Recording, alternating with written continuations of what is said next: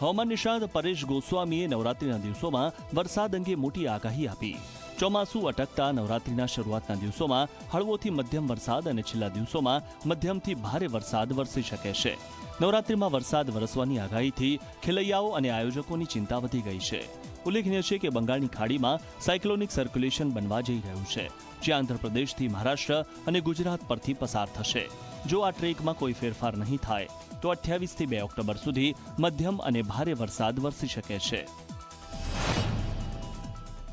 22 September સુધી continue છૂટાછવાયા વિસ્તારોની અંદર જોવા મળે તેવી સંભાવનાઓ છે. 22 તારીખથી પછી આમ તો નવરાત્રી શરૂ થવા જઈ રહી છે. નવરાત્રી ઉપર પણ લગભગ માની શકાય કે શરૂઆતના દિવસમાં છૂટાછવાયા વરસાદ વરસી શકે છે. જો પણ નવરાત્રીના જે છેલ્લા દિવસો હશે એમાં ભારેથી અતિ ભારે વરસાદની સંભાવનાઓ છે.